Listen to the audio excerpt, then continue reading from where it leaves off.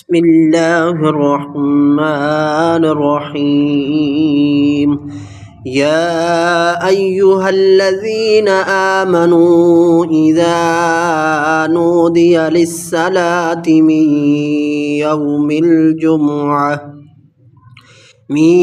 يوم الجمعة فاسعوا إلى ذكر الله وذروا البيع ذلكم خير لكم إن كنتم تعلمون.